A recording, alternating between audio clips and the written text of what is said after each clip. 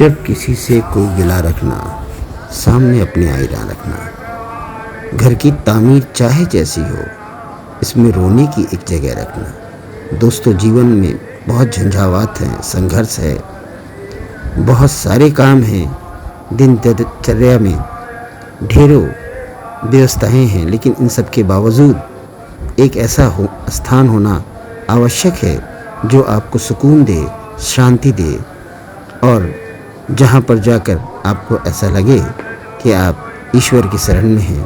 तो दोस्तों, ऐसा केवल एक पवित्र स्थान मंदिर ही है जहाँ पर हमें अपार सुख और शांति की प्राप्ति होती है।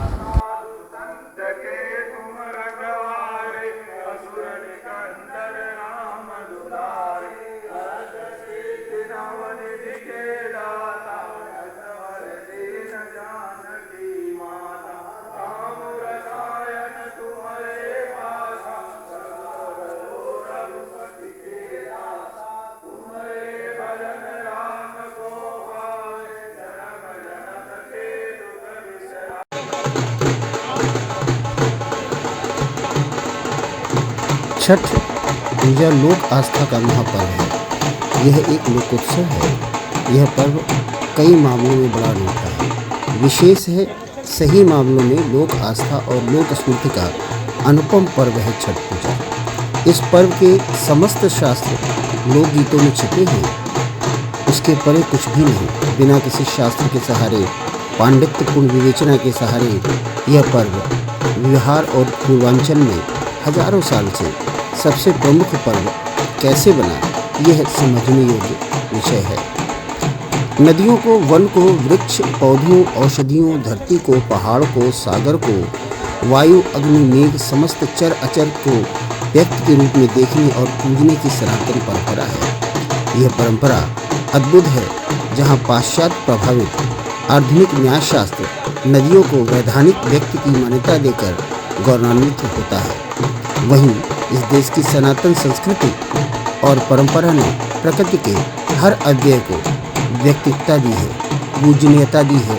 आखिर प्रकृति में सब एक दूसरे से गुथे हुए हैं। इनका बोध शुरू से था और हमारे पूर्वजों को सार्वभौमिक अखंडता का इससे बड़ा क्या उदाहरण हो सकता है।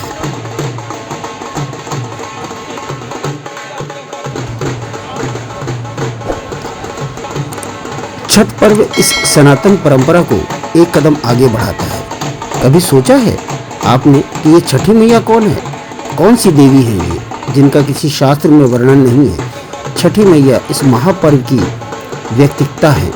हमारे पूर्वजों ने इस पर्व को ही देवी मान लिया।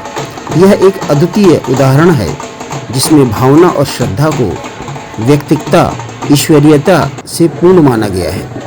इसीलिए इस पर्व का अनुष्ठान का अत्यंत ही पवित्रता से किया जाता है।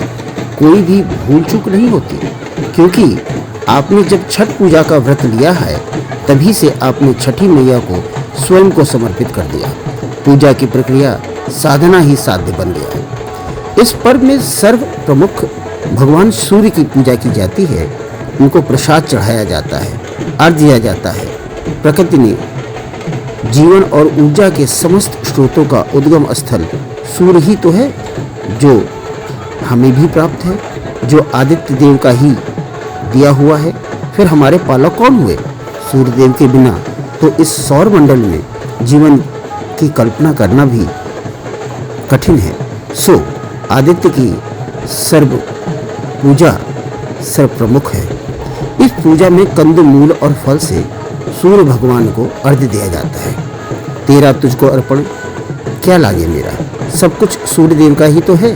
भावना की, प्रकृति की पूजा प्राकृतिक रूप से उपलब्ध वस्तुओं से आसपास मिलने वाले लगभग सभी कंद, मूल और फलों का प्रयोग होता है। इस पूजा में देखना होता है कुछ छूट तो नहीं गया हो। जैव विविधता का संरक्षण देने के लिए हमारे पूर्वज किसी पुस्तक को नहीं पढ़ते थे। उनके रीति रिवाजों में ही ये संरक्षण निहित था। सुथनी, आमरस और कई ऐसे फल हैं जिनको हम जानते भी नहीं, और यह कैसा होता है यह भी नहीं मालूम, अगर बचपन से छठ पूजा नहीं देखा होता तो। सभी विशेषताओं का वर्णन तो यहाँ संभव नहीं है, पर सामुदायिक भावना, सामाजिक समरसता और सामाजिक एकता का संदेश जो पर्व देता है वह अनुकरणीय है। कैसे? इस पर्व को आप अकेले अपने घर में नहीं मना सकते। इसको सामुदायिक रूप से जल स्रोतों के पास सबके साथ मनाना होता है। इस पूजा में पारंपरिक विवाह उत्सव की तरह सभी जातियों का विशेष महत्व होता है। बांस की दौरी, सूप के बिना पूजा पाठ नहीं हो सकता और पूजा सबको एक ही घाट पर करनी होती है। प्रकृति माता के शरण में सभी एक समान है। इस पूजा में कोई ब्राह्मण नहीं, कोई शूद्र नहीं, कोई मंत्र नहीं, कोई पांडित्य और संस्कृति की आवश्यकता नहीं है, सब बराबर है। घर के लोग नहा धोकर अर्घ्य दिला सकते हैं, किसी भी जाति के भी हो सकते हैं। किसी दान दक्षिणा की रीति नहीं है, लेकिन व्रतियों के हाथ से प्रसाद लेने की परंपरा है। लगभग 2 दिन और 2 रातों के तप और सात्विकता के बाद व्रती का इष्ट के साथ एकाकार हो जाता है। जिसने व्रत नहीं लिया वे व्रतियों का आशीर्वाद लेते हैं। जातीय श्रेष्ठता का महत्व नहीं है, तप और भक्ति सबको पूज्य बनाती है। अंत में मित्रों, अगर इस पर्व की कठिन व्रत की चर्चा भी करनी है तो वह भी अद्वितीय है। नहाए खाए के बिना शुद्ध सात्विक आहार के साथ व्रत का संकल्प, अगले दिन पूरे दिन निर्जला व्रत, रात में हल्का प्रसाद, फिर षष्ठी और छठी के दिन पूर्ण व्रत निर्जला, साथ में व्रत के सारे काम भी करने हैं। प्रसाद की तैयारी भी है, धोना सुखाना भी है। अमीर हो या गरीब हो, छठ घाट पे प्रसाद की दौरी या दौरा सर पे रखकर ही ले जाना होता है। यह इस व्रत की परंपरा है। सो मित्रों, अंत में यह कामना है कि छठी मैया संपूर्ण समाज को, हमारे देश को समृद्ध रखे, सुखी रखे। जय छठी मैया।